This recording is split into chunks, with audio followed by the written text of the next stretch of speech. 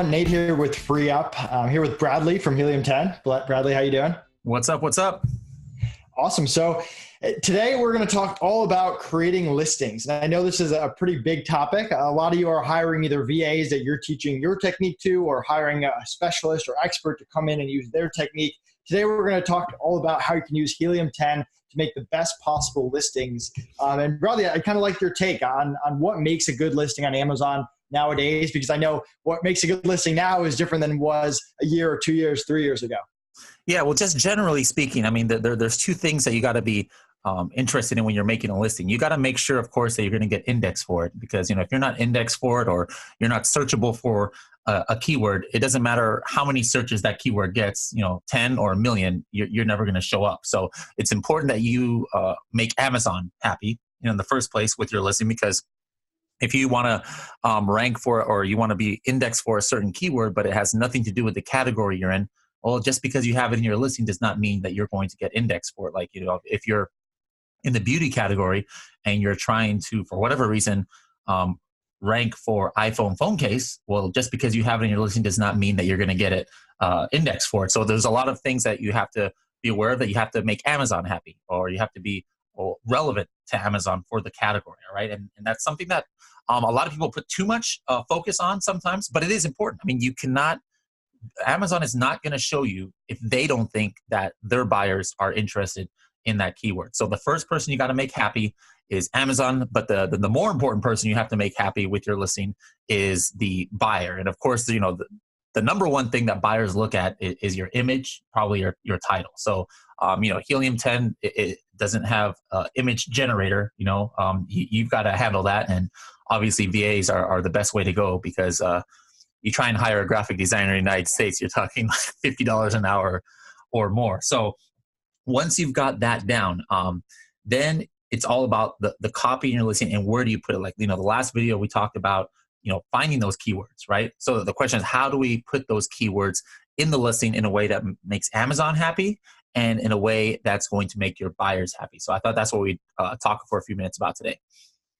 Yeah, before we jump into that, can you talk about what are the big no-nos? What does Amazon not like in listings? What is against their terms of service? Because I know there's lots of different rumors out there, and some people watching might just be new to Amazon and not know. Yeah, so there's what's called forbidden keywords, all right, that you're just not supposed to use, like, profanity, drug-related, keywords. You're not supposed to put your competitors' brand names in your listing, front, or back end. There are certain terms that they don't like I believe, like buy one, get one free, or things like that. You're not supposed to put. So like some people say, oh, I can't get indexed for this. Well, I'm like, what word are you trying to get indexed for? And like, special prime deal, or trying to use Amazon's, keywords. There are words that are trademarked, not brand names, but like the one example I know of, because somebody told me about this, is the word farts. That's actually a trademark word. Not because there's a brand name called farts, but somebody literally trademarked that word. So it was a few months ago, anybody who had that like in their listing or their product got removed from Amazon because they were using a trademark word. So there's all kinds of things that you shouldn't do. The other thing that Amazon does not like is keyword stuffing. And that makes sense. And we put so much emphasis on keywords, and keywords are important, but you don't want to do it to the point where you're just trying to use up your entire bullet points with just random keywords, because that doesn't look good to buyers. And Amazon, if they see that, they're going to frown upon that. One thing I've been hearing about that's kind of a hot topic here in 2019 is, Amazon really wants you to use your brand name as the first word in your title. And this is something they've been talking about for months. It's not something that's, a requirement where you try and upload a listing without it, that it's going to get blocked. No. But, I was at the Amazon Boost. Were you at the Amazon Boost conference in New Orleans? I wasn't. No. Okay, yes, I was out there, and they had a speech, and they said, yeah, what we're going to start doing is people who don't have this in their listing, we're going to go in there and change the title to what we want, including putting the brand name at the top. And for a lot of these, if you have like a 150 character title, Amazon usually doesn't like that either. It's allowed, but they really like it to be like 100 characters or less. So what they're doing now, and I've seen this in Facebook groups, is somebody said, oh man, my listing got changed. And what it was is Amazon goes in there, if they don't see that your title's at the beginning, or that your brand name is the first word of the title. They'll go in there, put it at the first, and then they'll look at your title that you maybe have optimized, think best for search, but then they're like, this is too long. So we're just going to go change this to whatever we want. And, Amazon's team is not exactly the best copywriters in the world. So they change it, and then you're kind of like locked in, with that title, unless you really, really somehow convince them to change it back. So that's kind of a hot topic for right now. So guys, it's really important to have a good listing. Don't keyword stuff. Don't go over the indexing limits. Like some categories have, for example, 100 characters you can use for bullet points. Others have 500. Just because it has 500 doesn't mean you need to go out and do 500 per, because actually you can only, last I checked, index for 1,000 characters total in the bullet points. So you just got to know all these little rules and regulations. In your search terms, if you go over 250 characters, the whole entire thing gets unindexed. So, there's all these little things that you got to watch out for. But if you're doing things right, you're putting yourself better than more than 50% of sellers who don't even know about these rules. Very interesting. What about just the difference between a good and a great listing? Are there any things you've seen that, okay, you can get by with that, it's solid, but if you do this, it elevates you to the next level?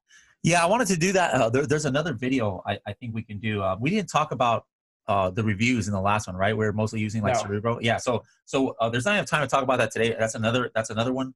Or but to really make the emotional connection, that's what even some top sellers don't do. You've got to make an emotional connection with your buyers. And as a matter of fact, this is so important. I almost think that maybe we should make this, I might demonstrate that today and save the writing the listing, because actually that is a little bit before, writing the listing. So what do I mean by making an emotional connection? Let me go ahead and share my screen here if I can, and give you an example. I'm glad you brought that up.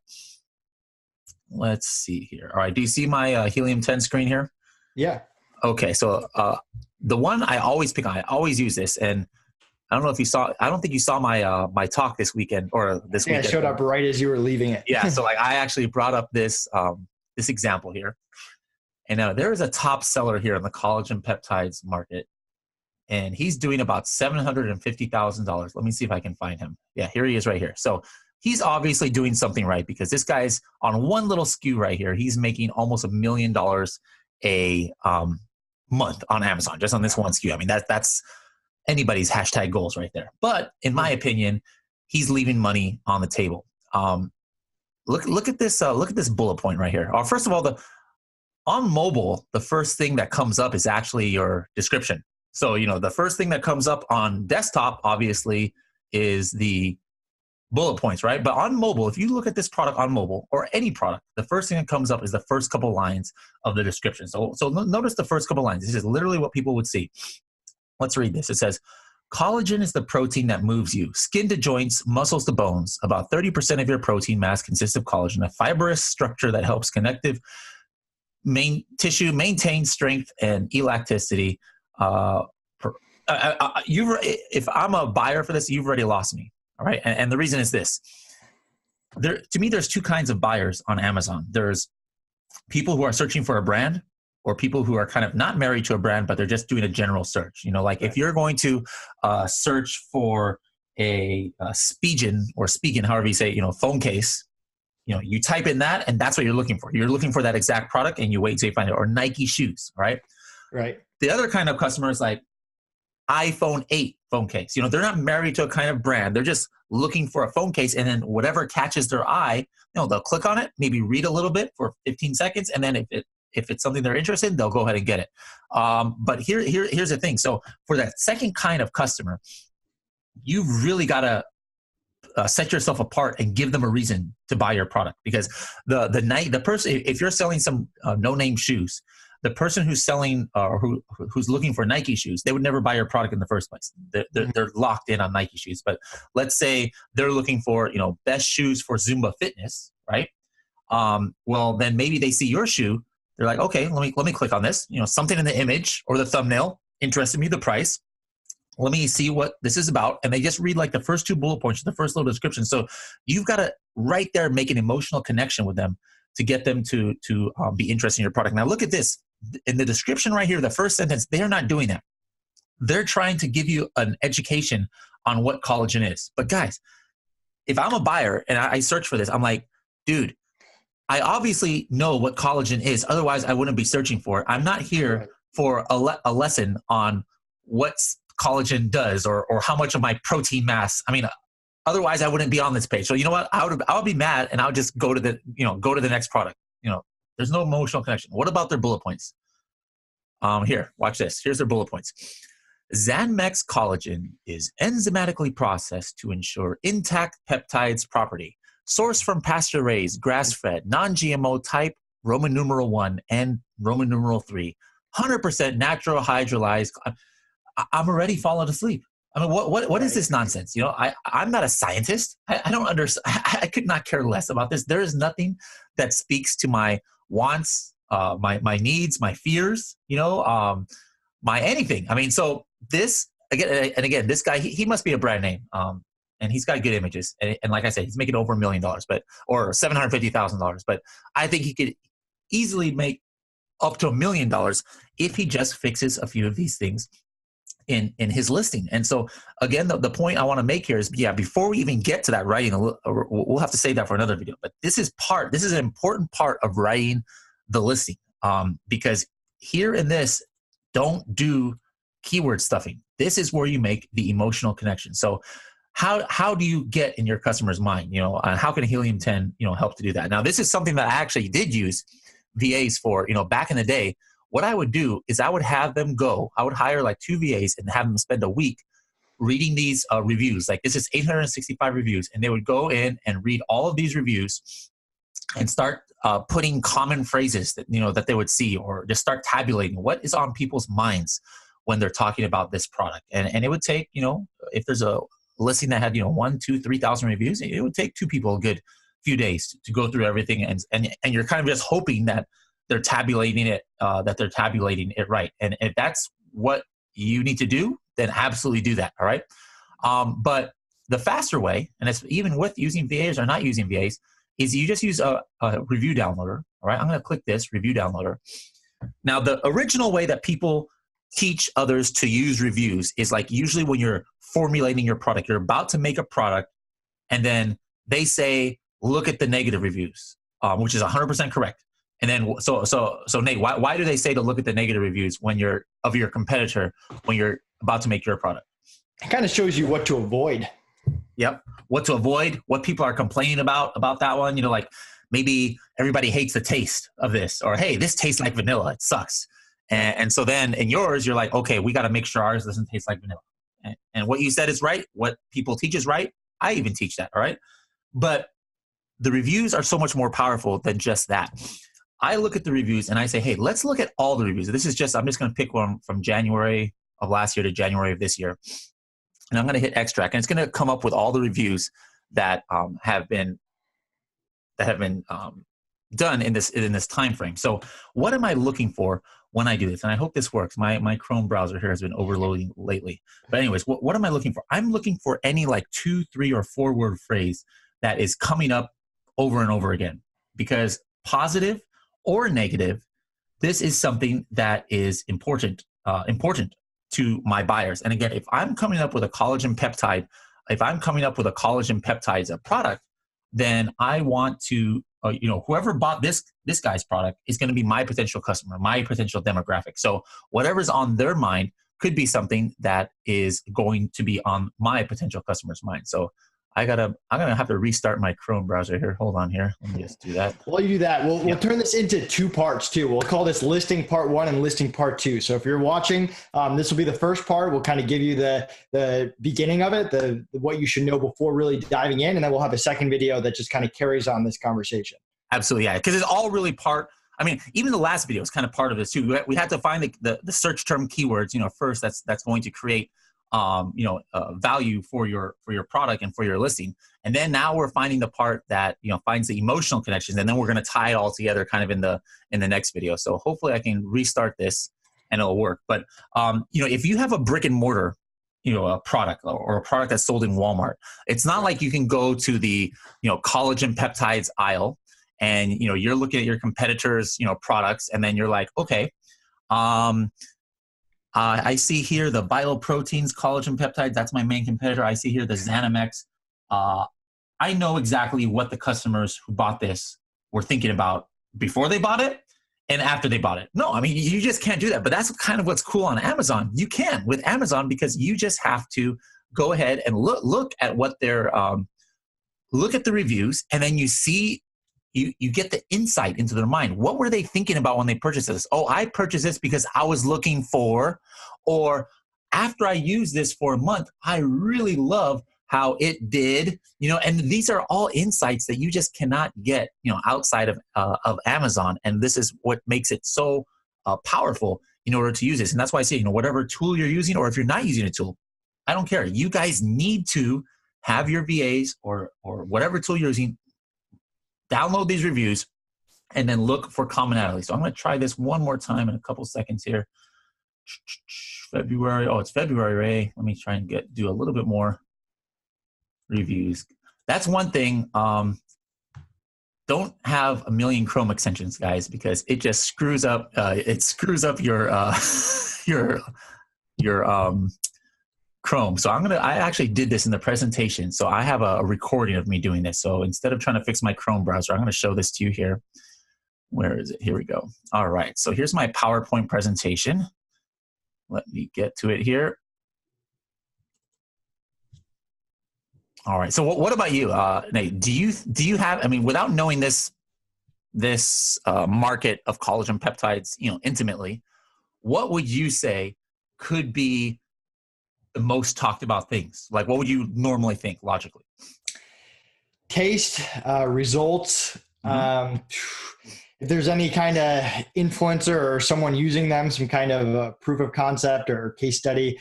Outside of that, I mean, it could be as little as what the product just looks like, or something. Yeah, a lot of these things are not like.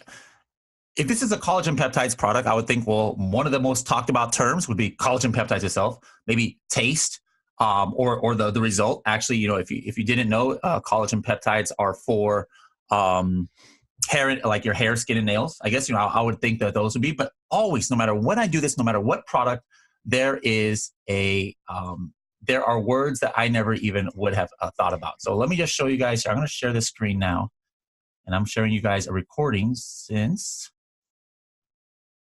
this is not working. So you can see my screen now? Yep. Okay. So here, let me back this up a little bit here. All right. So I'm going to pause this. So what happened right here is I just pulled all the reviews from that product. Okay. And then here are all the reviews. And hey, guess what? Some of those things that you just mentioned is right here. No bad taste. All right. So what else did somebody say? But I'm going to hit this analysis. When I hit the analysis, all of the top phrases that appear multiple times come up, like here, hair and nails. All right. That's mentioned 15 times right here. Collagen peptides. Makes sense that it's there, right? Everybody's talking about collagen peptides. But look at the number one is in my coffee. Interesting. That is the number one 3-word phrase that appears the most often in all of these reviews is in my coffee. So I remember and the reason why I always use this as an example, because I was just scanning products when this review downloader just came out, and this one just like blew my mind because I was certain that I could tell our CTO that you screwed up on this new tool, because there's no way that in my coffee is the number one phrase that's going to come up in these reviews. So I clicked on it, and what the tool does is you don't have to guess now where it is in my coffee. So every single review that said in my coffee, it comes up right here. I love it. And it's highlighted. That's not me highlighting this. That's the tool that's highlighting it. So now I start reading it, and I say, I take them in my coffee every day in the morning. Oh, that's interesting. Here's another guy. I've been taking this in my coffee for a short time, but I'm pleased with it. Here's another guy. Also mixes well in my coffee each morning with no clumping. And they're 5-star reviews. Yeah, 5-star reviews. I put a scoop in my coffee. I put this in my coffee, the oatmeal. I put a scoop of this in my coffee. Helps with my stomach rumbling. Over and over again. Look at all these people saying that they put this in the coffee. And I might have had no idea that this is what people are doing. All right, so let's go back here to the listing. And now, so how would I use this information? All right, so when I make my listing, which is going to be in the next video, I would say, hey, right here in the bullet point, would you like to have collagen peptides in your coffee in an easily dissolvable powder? Maybe down here, I would have put You interested in, I would have maybe even said the same thing, because usually people look at one or the other. They don't look at both. And I would have said it just maybe in a different way. But again, speaking to their wants and their needs. A couple of people had mentioned about easily dissolvable powder. Everybody was doing their coffee. What about the images? How would that change how I do the images? Instead of a picture of a woman running in the beach, I mean, like, what does collagen peptides have to do with a woman running in the beach, right? I would have put a picture of a guy or a gal in the morning at their breakfast table reading the newspaper with some coffee, and then there's a canister of collagen peptides right there. And then all of these things are going to make an emotional connection. Let me stop the share here. All of these things are going to help make that emotional connection with the buyer, because they'll be like, whoa, that was exactly what I was thinking about when I was looking for this product. I was looking for something that I could use in my coffee. Wow, this brand, I never heard of it, but hey, they kind of know what I want. So yeah, I'm going to go ahead and get this. And this is such a big difference, as you can see, as opposed to enzymatically processed to ensure intact peptide. I mean, I'm already on the next product. And this research is so important because guess what? In my coffee is a phrase that never would have come up in our keyword research. That video that we did last week, I could have sat there and made a 2-hour video. In my coffee is not going to come up. And the reason is because in my coffee is something that people think about. It's not what they search for. They search for collagen peptides, hydrolyzed collagen, collagen peptides powder. Those are searchable terms. In my coffee is what they really are thinking about. So it's so important to get in the minds of your buyers and read these reviews. And you can do this on your own product. Like maybe you've been selling for a year, all right? And there are people talking about something about your own product you had no idea.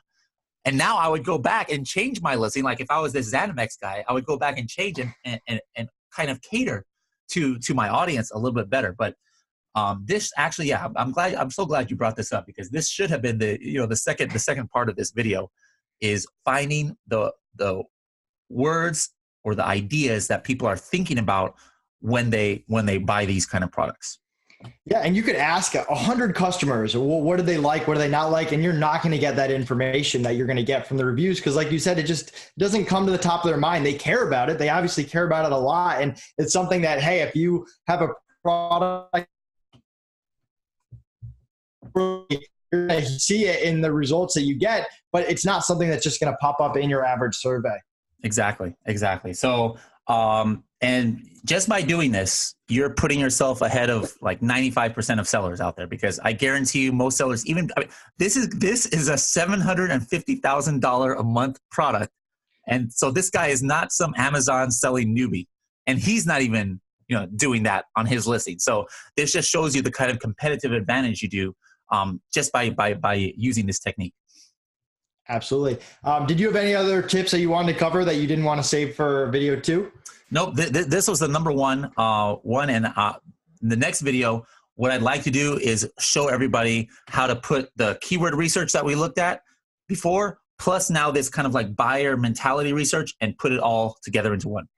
Awesome. So it's all coming together in video 3 of this 6-part series. Make sure you're there.